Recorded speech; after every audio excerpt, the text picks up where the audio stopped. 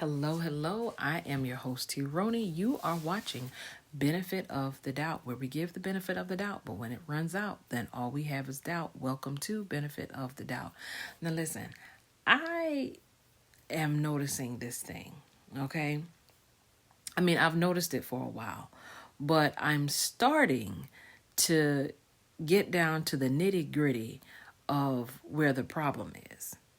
Now, we all know that training, all of that stuff begins at home, or at least it is supposed to begin and start at home. Okay, you get your foundation for life at home. Things are taught, should be taught at home, and then you carry that out abroad. Now, where things break down, or at least where I'm seeing where things are breaking down,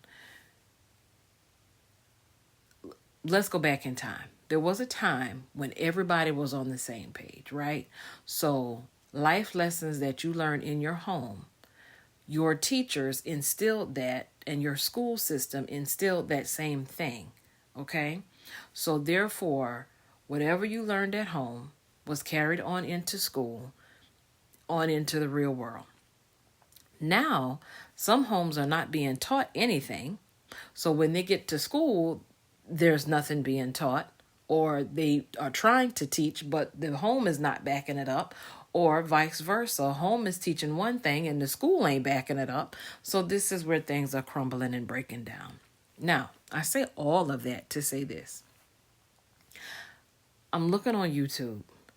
Y'all know that's my favorite pastime, okay?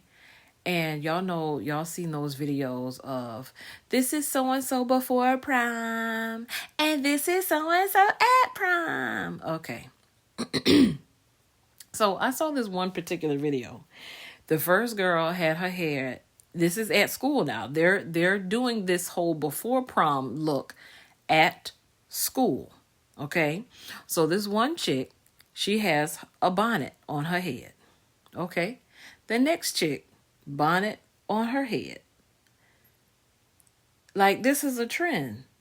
And then I've also noticed on some videos that are being shot at school, filmed at school, they're wearing the shortest of the short pants. Now, when I was in school, there was a dress code. Clearly, there is no dress code anymore. First of all, things you learn at home, the school system should be on the same page with that. But you first should learn something at home. And if home does not produce an environment that you are learning something constructive, then it should be taught at school. But I feel like it's gone this way. The school systems have felt like, you know what, I can't compete with this new society, because if we say something, the mama gonna come down here and say, well, I buy that and I want them to wear it and this, because, you know, they out here doing and living by their own rules because they ain't gonna listen to nobody. Okay, that's where we are today. We're in a society where nobody is gonna listen to nobody. Ain't nobody can tell nobody nothing. Everybody just gonna do them. But we get to a place where you go into a business and you see these people who I guess work there because they have walkie-talkies, and that's almost like the only thing that you would know that they work there, because they doggone sure not dressed for success. Like, I'm a person like this, again, old school. I feel like when I walk into an establishment, I should be able to tell who works here from who's just visiting here. I should be able to tell who works here from who's shopping here, who works here from who's eating at this establishment and about to get a meal from here, right? No, the doggone person behind the counter taking my money looks just like they finna go have a slice of pizza in the corner over there. Like, oh my God, what happened to uniforms? What happened to dress code? What happened to that? Bonnets in school? Bonnets?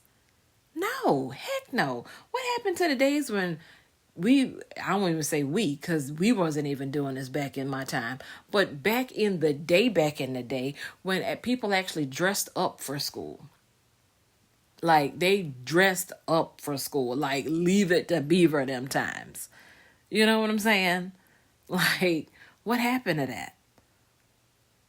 It's just fallen so by the wayside now that you can go to school and it's okay, it's accepted to wear a bonnet, to wear bedroom shoes, to wear short shorts all the way up to your hip bone. Like, what? And then, I mean, it carries on into the workplace where don't nobody have no decency or pride in the way how they present themselves to the world, how they present themselves to work. Like, we're messed up. We're messed up. And honestly, there is no benefit to it. There is no benefit to people not raising children anymore. Right? And the school system, I've said it before and I'll say it again. The school system is definitely and should be a part of raising children. But everybody needs to be on the same page. The household first needs to instill their children in pride, self-pride, dressing like somebody, dressing for success, looking like somebody, stepping out the house well-groomed. And it should be enforced when they get to school. Hey, pull up your pants. Hey, pull down those pants if they're too short. Like, wear something else. Do not come up in here with no bonnet on your head. And you bet not wear no bedroom shoes. Get off of that cell phone. Matter of fact, don't even bring them. Like, that's a whole nother thing. Why these kids need cell phones? I mean, and I know a lot of people are going to say, oh, because all of these active shooters and stuff in schools and this, and that. Okay, but here's the thing. When they shut the school down, even if they call you to say, hey, mom, dad, we have an active shooter situation, you still can't go there and get them. And I know all this technology that they have now, they will send out alerts. Hey, parents, listen, just want to let you know, we got an active shooter at the school, but no need to worry because you still ain't going to pick them up right now because we shutting the whole school down. I mean, you understand what I'm saying? I mean, listen,